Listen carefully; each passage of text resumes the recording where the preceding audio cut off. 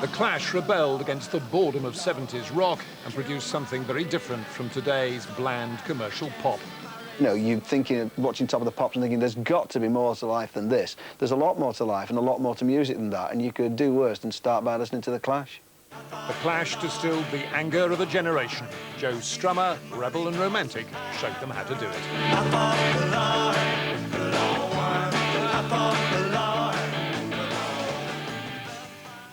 Joe Strummer, whose death was announced today. In tonight's Premiership football action, Tottenham won 3-2 against Manchester City at Main Road. Simon Davies gave Spurs the lead for the first time in the match early in the second half, and victory was sealed with a header from Gus Poyet minutes from the end. New York, the city that famously never sleeps, will soon be the city where no one smokes. Smoking's going to be banned in practically all New York's bars and restaurants. The city's newish mayor, Michael Bloomberg, says he wants to protect people, particularly waitresses and bar staff, from the dangers of passive smoking. For many New Yorkers, a cocktail and a cigarette go hand in hand at the end of a day, but not for much longer. Smoking is about to be banned here, along with almost every other bar and restaurant in the city. There's an element out there that would like to turn New York into a Puritan town, instead of the city that never sleeps being called the city that goes to bed at 10 o'clock. We're going to resist those efforts. His customers aren't thrilled either. We get harassed wherever we go. I mean, so right there now, I mean, I don't want to deal with that anymore, so I'll just stay home, buy my liquor at home. I personally don't smoke, but it's just another right that's been taken away from us. In New York, smokers already have few places to go. For instance, they can't have a quick puff inside any public building. But things have got a lot tougher since this man's become mayor. Michael Bloomberg isn't a health fanatic. He gave this bike away. But he is an avid anti-smoker and has waged a concerted campaign against cigarettes. The mayor is trying to protect workers from the effects of second-hand smoke, as well as smokers from themselves. Taxes on tobacco are now so high in this city that a pack of these will probably cost you more here than anywhere else in America. New Yorkers aren't quitting the habit just yet. This is also a city where people don't like being told what to do. In these smoky saloons, enforcement won't be easy. Emma Simpson, BBC News, New York. Well, that's it from us. There'll be news throughout the night on BBC News 24. But from the 10 o'clock news, good night.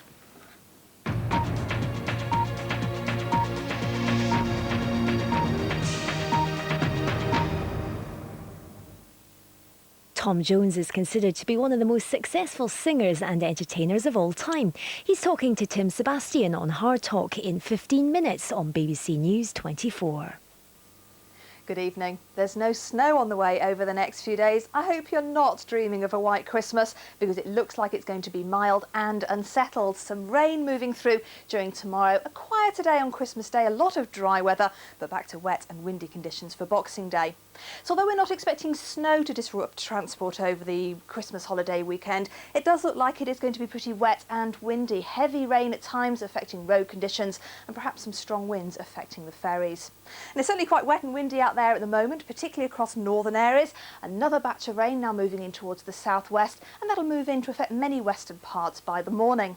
So a spell of rain for all of us tomorrow morning, that moving northeastwards to clear all but northeast Scotland by the end of the afternoon. It'll then brighten up. A little bit of sunshine coming through, but also quite a few showers, particularly out towards the west.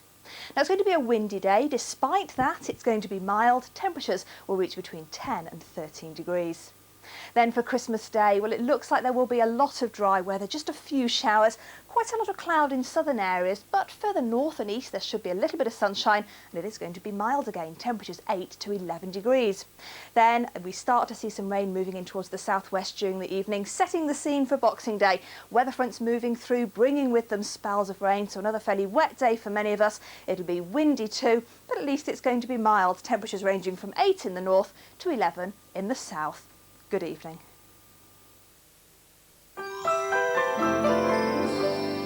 I'm getting ready for a really great Christmas lottery show. I've got a very glamorous guest, the gorgeous Cat Slater from EastEnders, as well as the Christmas Millionaire Maker and Lotto Draw Live. The National Lottery with me, Dale, Christmas Eve at 10 on BBC One. It could be your lucky night. A secret unearthed. It does exist. A quest undertaken. Are we going into battle? Something underneath that sand. An ancient curse. You must not read from the book! Reawakened. What have we done? You have unleashed the creature that we have feared for more than 3,000 years. The network premiere of The Mummy. Christmas Eve at 8:05, only on BBC One. We are in serious trouble.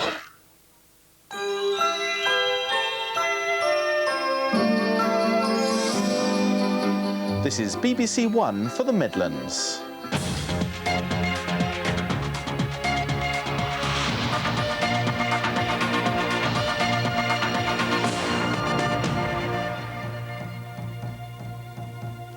Good evening, I'm Suzanne Verdi. A persistent drunk with almost 40 convictions has been banned from drinking for 3 years, even in his own home. It's the first order of its kind to be imposed anywhere in the country, but there are doubts about whether it could ever be enforced. Sarah Falkland reports. Sober, he's said to be pleasant and polite, but fuelled by drink, Mark Whittaker can be abusive and violent. On December the 4th, less than 12 hours after his release from prison, the 45-year-old from Cheltenham staggered into this shop in the Montpellier area of the town and punched a young assistant. It was his 40th drink-related offence, and although he walked free from court today, he's been banned from drinking or possessing alcohol anywhere in England and Wales for 3 years. What we're trying to do is not only help the people of Cheltenham, but in this case to help the person concerned.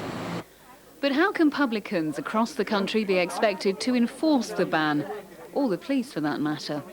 I don't know whether the constabulary or the authorities are thinking of bursting in through his French windows while he's got a glass of claret in his hand at Christmas dinner. I don't know. It's a very hard thing to undertake and enforce, isn't it? How does one do that? But I'm sure Mr. Whittaker will abide by what's been directed, and he's very fully serious about conquering the alcohol problem. Friends of Whittaker, who've offered to have him at their home over Christmas, will be the first to police the ban. In court today, it was said they'd promised not to let him touch a drop. Whittaker's New Year's resolution is to give the booze up for good. Sarah Falkland, BBC Midlands Today in Cheltenham. A 48-year-old man accused of 9 rapes in the south of England has tonight been charged with further sex offences in Birmingham. And Tony Amila of Appledore near Ashford in Kent is charged with kidnap, indecent assault and attempted rape following an incident in Kings Heath last month. He'll appear before magistrates tomorrow. A mother whose son was conceived using her dead husband's frozen sperm is battling to get the little boy's father named on his birth certificate. Jane Painter is preparing to spend her first Christmas with her 7-month-old son Wayne, but the law won't recognise who his dad is. Bob Hockenhull reports. Little Wayne Painter will never know his father. His mother Jane gave birth in May, 2.5 years after her husband, also called Wayne, died of leukemia. The couple had discussed using his frozen sperm so Jane could have a family once Wayne had died. After IVF treatment, Jane fell pregnant. It's just having a little part of him back, really, I suppose, in a way. Jane underwent the treatment at Midland Fertility Services in Aldridge near Walsall. Her first attempt at conceiving was successful, but her joy has been tinged with sadness. The law won't allow the baby's father's name to be put on his birth certificate because Wayne was conceived after his dad died. Jane, who's from Wensfield near Wolverhampton, is campaigning to get the rule changed. Obviously he's not here doesn't mean that he hasn't got any rights to have his name on the certificate. And it's important for Wayne to know where they come from as well. Jane's looking forward to spending her first Christmas with her miracle son, and she's hoping to go through the whole process again so that Wayne can have a brother or a sister to play with. Bob Hockenhull, BBC Midlands Today, Wensfield. Hundreds of animals are dumped by their owners over Christmas, abandoned in rescue centres. And at the National Canine Defence League at Honolly in Warwickshire, some dogs will be resident for the 2nd Christmas in a row. No one has come forward to claim them. They're now looking for new owners to offer them a loving home. If you think you can help, please call the Dogs Home directly. They're on 01926 484 398. That number again, it's 01926 484 398. But the dogs won't be able to come home with you until the new year. Now, one young Birmingham football fan has had the Christmas present of his dreams. Thomas Lee, who's 8, won a BBC WM competition to decorate his bedroom in the colours of his favourite team, Aston Villa. The club's chairman showed Thomas around his new look room, and ironically, the whole thing was paid for and organised by the West Bromwich Building Society. Well, that's it from all the late team here at BBC Midlands Today. Have a fantastic Christmas. Bye-bye for now.